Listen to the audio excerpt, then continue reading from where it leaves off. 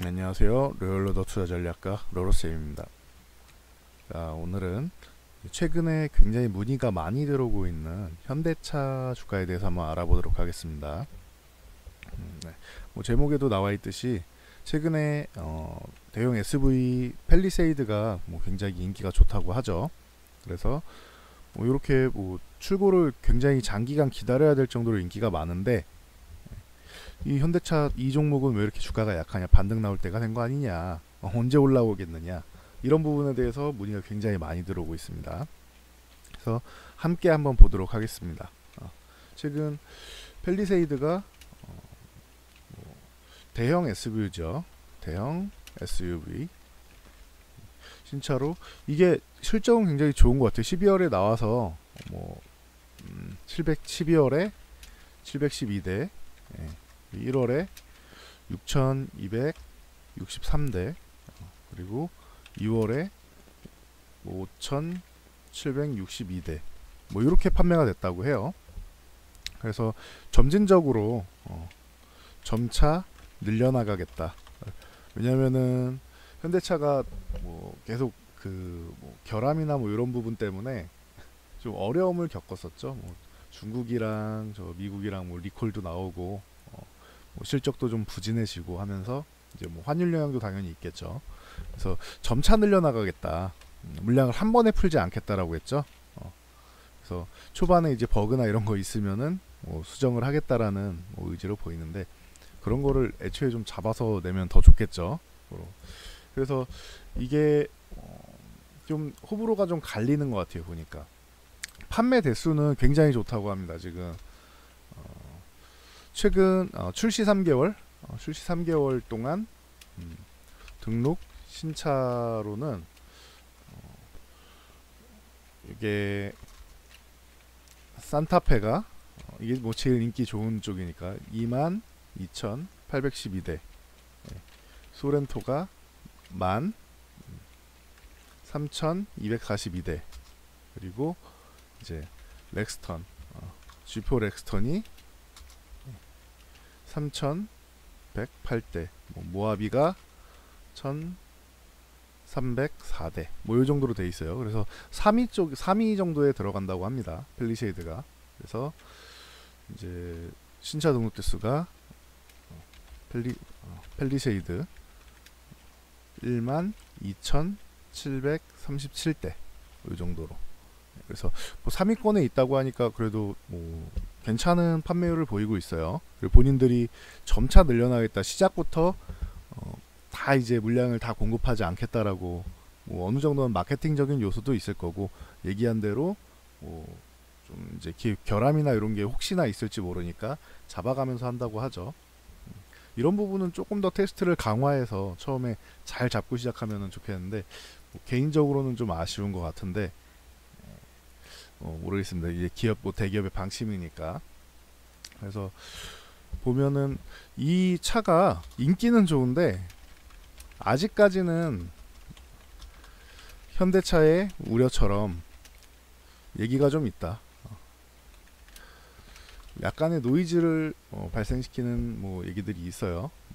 주행 중에 12월 말에 주행 중에 굉음으로 진동이 발생했다. 그래서 가족들이 운행 불가 판정을 받아서 가족들이 콜택시로 이동 중이다, 이런 얘기도 있고, 세차한 다음에 계기판에 경고등이 뜬다, 이런 얘기도 있고, 그래서 빗물이 소폭 이제 유입된다, 이런 얘기도 있고, 약간의 결함 얘기도 나오고 있는데, 아직까지 큰 결함은 아니다 라고 주장하지만 일부 소비자들은 약간 뽑기 아니냐 이런 얘기까지 나오고 있습니다. 그래도 하지만 인기는 여전히 굉장히 좋다. 네. 자, 그러면은 현대차의 이제 주가를 한번 볼게요. 여러분들이 지금 문의를 주신 부분 이 부분이니까, 주가를 보면은 작년 연말에는 워낙 시장 자체가 무너졌었으니까 11월까지 조금 더 한 20일 정도는 더 밀렸죠. 보통 11월에는 반등이 시작되는데 요 종목이 11월 하순부터 반등이 시작됩니다. 92,500원까지 밀렸어요. 굉장히 많이 밀렸는데 보유자분들은 힘드셨겠죠. 그래도 다행히 반등이 나와서 여기 보면은 11만 8,500원 정도 요 구간에서 저항을 한번 받고 돌파 시도 실패한 다음에 이제는 안착했다라고 볼 수 있습니다. 그래서 이 구간에 오면은 차트상으로는 매수 자리가 됩니다. 그리고 한 13만원 부근 가면은 요 구간에서는 한 번 정도는 정리하면서 돌파하느냐를 봐야 되겠죠. 자, 주봉상으로 좀 길게 봐도 요 구간 12만원 아래 구간에서는 12만원 전후 요 정도 구간에서는 매수 타이밍이 충분히 가능하고 저점 매수가 들어온지 확인하고 들어가면 되겠죠. 그리고 13만원까지는 기본이다. 만약에 13만원을 좀 강하게 돌파해 준다라고 하면은 그 다음에는 현대차가 다시 한번 이제 날개를 달고 한 16만 5천원까지는 가능성은 있다고 봅니다. 그렇다면은 13만원이 굉장히 강력한 저항이 되겠죠. 쉽게 뚫어내기 어려운 저항이 될 수 있다. 최근에도 이제 하락 중에도 돌파에 실패했고 과거에도 매물대가 좀 쌓여있는 부분이라서 13만원을 어떻게 돌파하느냐가 중요한 것 같아요. 자, 그리고 여러분들이 펠리쉐이드에 집중하는 동안 이목은 또 이쪽에 있어요. 다음 주에 22일에 주주총회가 있습니다. 현대차 하면은 엘리엇이라는 엘리엇 파동이라는 게 계속 뭐 얘기가 나와요. 엘리엇 매니지먼트에서 뭐 경영 간섭을 계속 하고 있죠. 엘리엇의 경영 간섭을 이겨내야 된다. 그래서 이번에도 뭐 주주총회에서 이것저것 뭐 얘기가 나오는데 뭐 배당 관련이나 이런 쪽에서 다 이제 다행스럽게 이쪽 그 국민연금이랑 연금이 현대차에 손을 들어줄 가능성이 높다라고 지금 나오고 있어요. 이러면은 이제 잘 통과될 가능성이 높은데 얘네가 이제 엘리엇이 어떤 식으로 하고 있냐면은 배당 늘려라.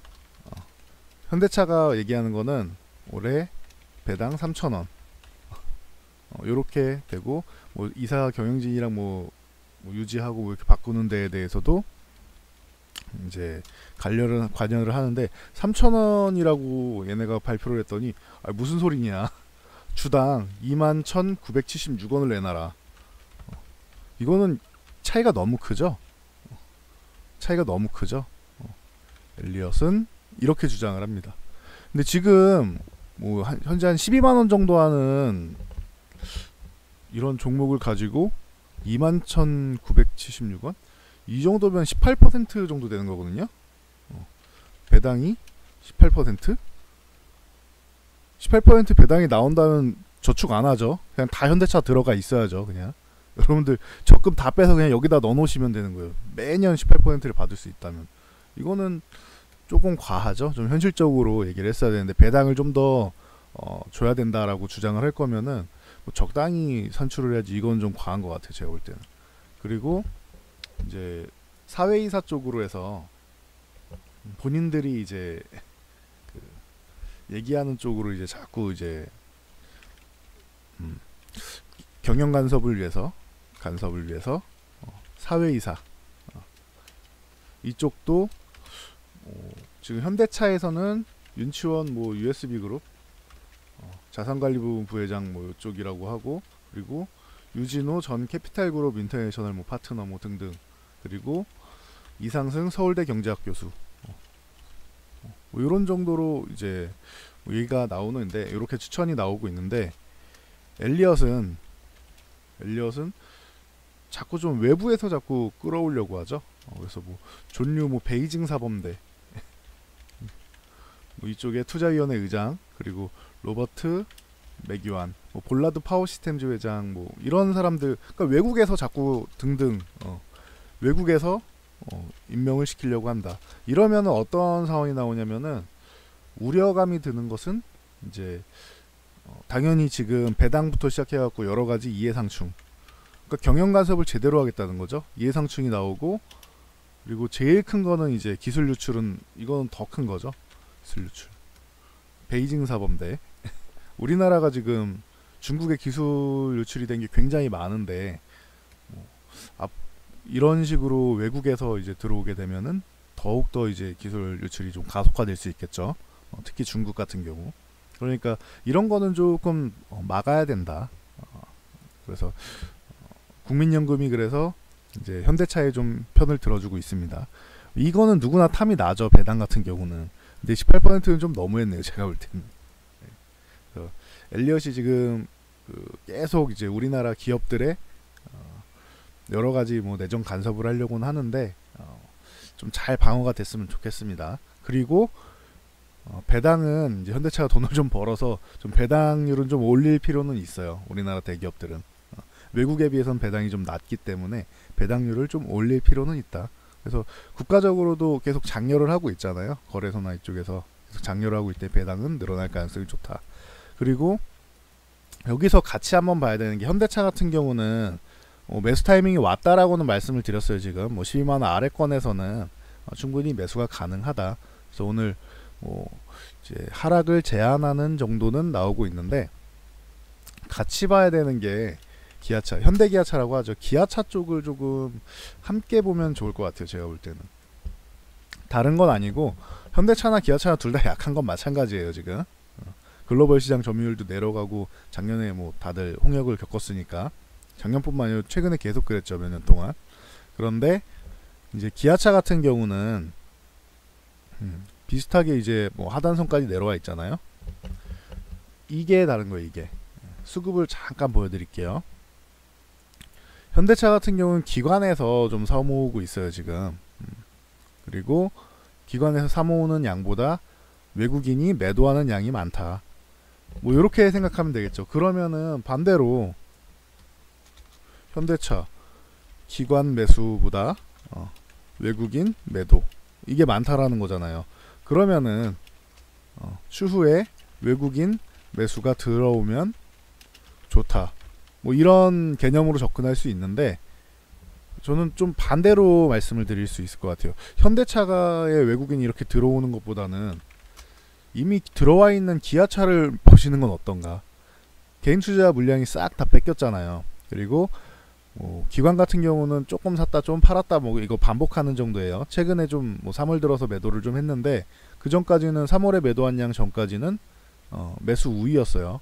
최근에 매도를 한 거죠. 보시면은 그래프를 봐도 기관, 이 녹색이 그 기관입니다. 기관이 최근에 매도를 시작했잖아요. 3월에. 그리고 외국인은 1월부터 해서 꾸준히 2달 동안 꾸준히 매수를 하고 있고, 그러면은 수급상으로는 외국인이 매집하고 있는 기아차가 더 좋지 않을까요? 수급만 봤을 때입니다. 이 그 외국인이 기관 매수보다 외국인 매도가 많은 현대차보다 이쪽에서 외국인 매수가 들어오는 걸 원하는 것보다 외국인이 지금 매집을 잘 하고 있는데 기관이 돌아서는 게 더 빠르지 않을까요? 요거는 투자 아이디어의 차이인 것 같아요. 뭐가 좋다, 뭐 결론적으로는 이제 결과가 나와봐야겠죠. 결과는 저도 모릅니다.